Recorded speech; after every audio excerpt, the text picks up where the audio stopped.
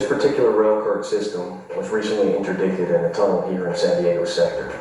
It was used in the tunnel to transport large quantities of drugs a very long distance, over 1,900 feet, very quickly. Now, there are roughly 212 of these tunnels in the United States, 72 in San Diego.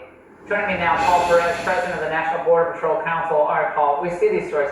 First of all, anything else they could have in those tunnels? I mean, it's like refrigerators. I guess they do have refrigerators. And what?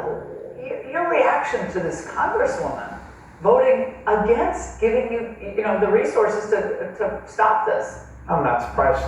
She's the most unloyal person to the United States.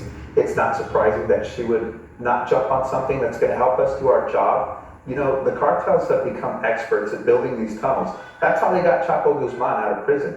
And so, refresh our memory of who Guzman was. Guzman was the leader of the Sinaloa cartel. Which is? The most notorious drug cartel in Mexico. He's now serving life in prison in the ADSEG unit of the prison in Colorado that he's never going to get out of. But he was the worst of the worst, and that's how they got him out with these tunnels. So these tunnels are all over the country.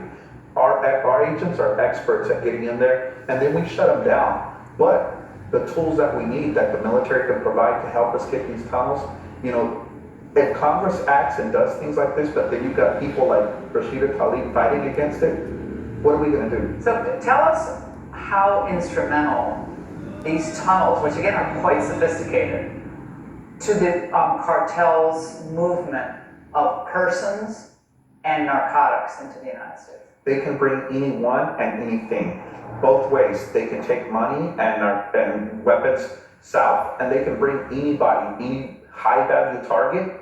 They're not using these tunnels for everyday run-of-the-mill migrants. Yeah, no, this is going to be a high-value target person, or fentanyl and all types of narcotics. So they're very, very profitable to the cartels. So it's beneficial to us to know where they're at and be able to shut them down. And when somebody like Rashida Tlaib gets in the way of us being able to shut these down, I just mind-boggling. I mean, it's like if someone told me that there's no way an American would have ever voted against that. Well, how important is it that we pick up the pace of deportations in the United States? Really important. There were millions of people unvetted that came into this country, and so they're out there in the streets while we're holding the line. Tom Homan and ICE are out there apprehending, getting them out of the country. But yes, we are thankful to the whole of government approach with the FBI, DEA, HSI, everybody helping out. Pick up that pace though, Paul. Yeah, we got to do about 60,000 a week, not 60,000 in 6 weeks. No, that's a lot, but they're doing the best they can. They need more funds to do it. Paul, definitely. Thank you very much. Thanks for coming in.